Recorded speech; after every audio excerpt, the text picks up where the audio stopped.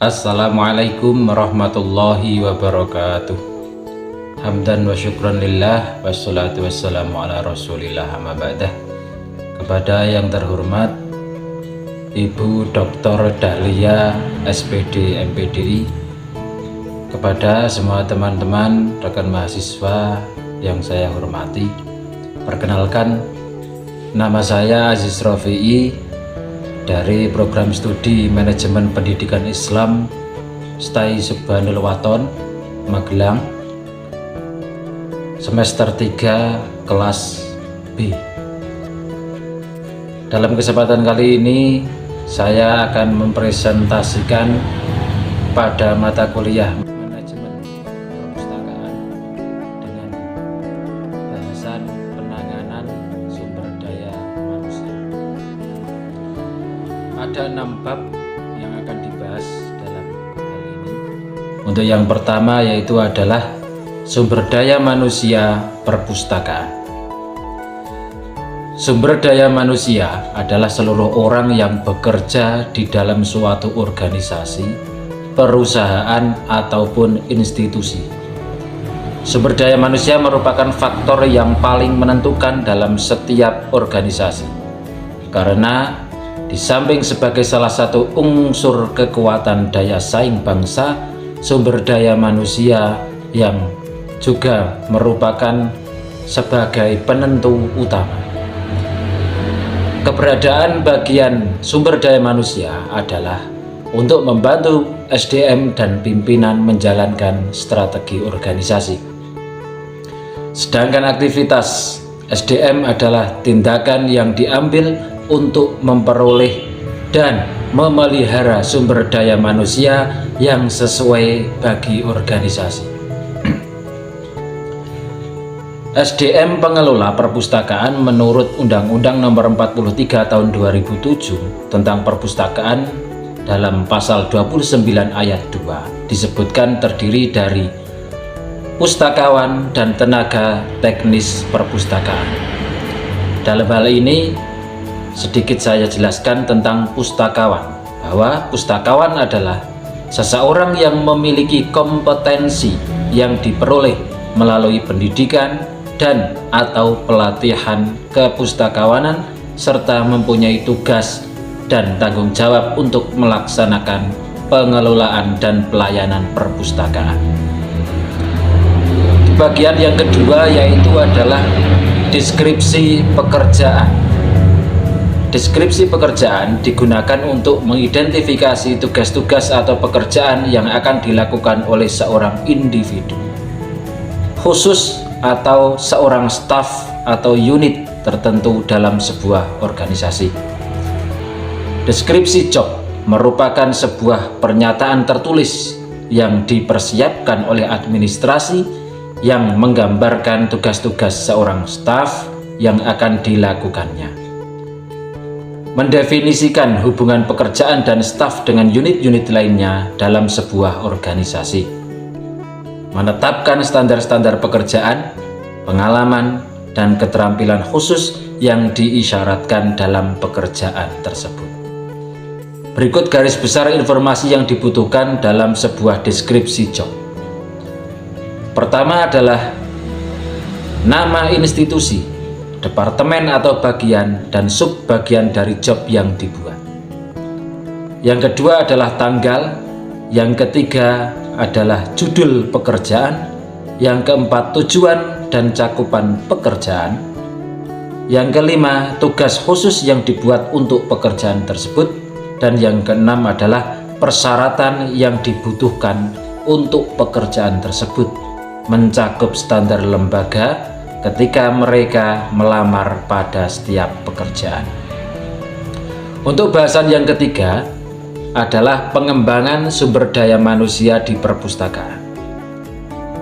Pengembangan sumber daya manusia adalah proses meningkatkan potensi produktivitas dari sebuah daya tenaga kerja dalam hal pengetahuan, keterampilan, dan kemampuan melalui mekanisme yang sesuai seperti pendidikan dan pelatihan, konseling, perencanaan karir, kinerja atau penilaian diri, penghargaan atau hadiah, dan lain-lain.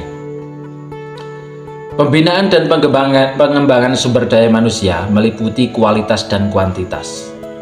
Pembinaan dan pengembangan kualitas sumber daya manusia meliputi keterampilan dan sikap, mengikut sertakan dalam pendidikan formal maupun informal, serta pelatihan dalam pengembangan jabatan. Sedangkan dalam kuantitas, lebih mengacu kepada kebutuhan meliputi penambahan dan pengurangan jumlah sumber daya manusia di perpustakaan yang berkaitan dengan efektif dan efisien dalam mengelola perpustakaan. Untuk bahasan yang keempat, D. Strategi pengembangan SDM. Pengembangan pustakawan dapat dilakukan melalui pendidikan, baik pendidikan formal bidang ilmu perpustakaan, non-formal tentang bidang perpustakaan, serta informal yang lebih kepada pengembangan diri sendiri pustakawan. Yang pertama, kita bahas tentang pendidikan formal. Pendidikan formal merupakan sarana bagi pustakawan atau calon pustakawan mempersiapkan diri menjadi profesional. Pendidikan formal dapat dilakukan di lembaga-lembaga pendidikan tinggi dengan jenjang diploma, sarjana, magister, atau doktor di bidang perpustakaan, dokumentasi, dan informasi. Yang kedua adalah pendidikan non-formal. Pendidikan non-formal dapat dilakukan dengan cara mengikuti pendidikan dan pelatihan atau diklat, penataran, simposium, seminar, lokakarya, kursus, magang, studi banding, dan lain sebagainya yang tentunya bersifat pendidikan non-formal. Yang ketiga adalah pendidikan informal. Selain pendidikan formal dan non-formal bagi pustakawan, pendidikan informal pun dapat dilakukan dalam meningkatkan kualitas kepustakawanan. Pendidikan secara informal ini sangat berpengaruh terhadap kemauan diri sendiri, diri pribadi pustakawan tersebut meningkatkan kualitas. Kegiatan yang dapat dilakukan yaitu seperti belajar sendiri, terutama membaca dan belajar dari pengalaman diri sendiri serta orang lain, atau sering melakukan diskusi secara informal dengan sesama pustakawan. E. Promosi. Setiap usaha untuk memajukan pegawai adalah usaha untuk menambah keahlian dan keefisienan bawahan untuk menempatkannya pada jabatan yang setepatnya. Promosi adalah memberikan kewenangan dan tanggung jawab yang lebih besar kepada bawahannya dari kewenangan dan tanggung jawab yang dimiliki sebelumnya. Hal ini merupakan salah satu usaha untuk memajukan karyawan. Siapapun di antara karyawan mempunyai hak yang sama dan peluang untuk dipromosikan. Promosi diberikan harus berdasarkan penilaian yang objektif, terutama bagi mereka yang mempunyai potensi dan kecakapan yang dipakai selama masa kerja. Ada berbagai dasar pertimbangan untuk melakukan promosi. Yang pertama tentunya adalah senioritas. Dasar senioritas dijadikan sebagai salah satu pertimbangan adalah karena dengan pengalamannya yang cukup lama dalam bekerja, biasanya telah mempunyai banyak jaringan kerja yang cukup luas. Pengalaman juga merupakan pendidikan yang cukup berharga bagi dirinya dalam berbagai menghadapi masalah. Yang kedua adalah kecakapan atau pengetahuan dan keterampilan. Kecakapan indikatornya biasanya dapat dilihat dari pendidikan formal yang dimiliki seorang staf. Bagaimanapun kualitas pendidikan yang dimiliki sangat penting untuk dapat memberikan kontribusi berarti bagi perpustakaan. Yang ketiga adalah dedikasi dan loyalitas. Dedikasi dan loyalitas terhadap pemberdayaan juga merupakan pertimbangan yang cukup penting dalam mempromosikan pegawai.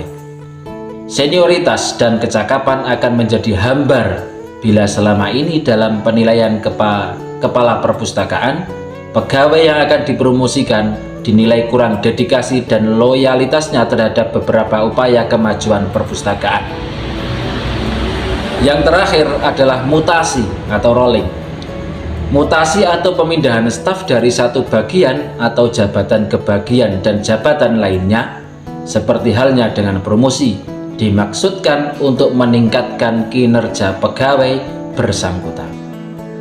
Pemindahan staf dari suatu jabatan ke jabatan lainnya dapat terjadi baik karena keinginan pegawai itu sendiri maupun karena keinginan atasan. Yang penting, perpindahan tersebut bukan karena pertimbangan suka atau tidak suka. Pemindahan yang didasarkan atas pertimbangan suka dan tidak suka merusak sistem atau bahkan mungkin merusak kinerja dan motivasi staf yang bersangkutan.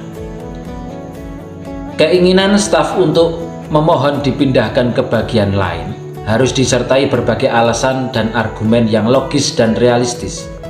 Misalnya, tempat di mana ia bekerja tidak sesuai kualifikasi dan spesialisasi keterampilan yang dimilikinya, atau lingkungan ia bekerja kurang sesuai dengan keadaan fisiknya. Kesimpulan: 1. SDM pengelola perpustakaan menurut Undang-Undang Nomor 43 Tahun 2007 tentang perpustakaan dalam pasal 29 ayat 2 disebutkan terdiri dari pustakawan dan tenaga teknis perpustakaan. 2. Pustakawan menurut Undang-Undang Nomor 43 Tahun 2007 adalah seseorang yang memiliki kompetensi yang diperoleh melalui pendidikan dan atau pelatihan kepustakawanan serta mempunyai tugas dan tanggung jawab untuk melaksanakan pengelolaan dan pelayanan perpustakaan. Selanjutnya, dalam Peraturan Menteri Pendayagunaan Aparatur Negara dan Reformasi Birokrasi RI Nomor 9 Tahun 2014 tentang jabatan fungsional pustakawan dan angka kreditnya disebutkan bahwa pustakawan adalah pegawai negeri sipil yang diberi tugas, tanggung jawab, wewenang, dan hak untuk melaksanakan kegiatan kepustakawanan. Yang ketiga, ada berbagai dasar pertimbangan untuk melakukan promosi. Yang pertama adalah senioritas, yang kedua adalah kecakapan atau pengetahuan dan keterampilan, dan yang ketiga adalah dedikasi atau loyalitas. Demikian yang bisa saya sampaikan dalam kesempatan kali ini. Mohon maaf atas segala kesalahan dan mohon koreksi, kritik dan saran dari apa yang saya paparkan.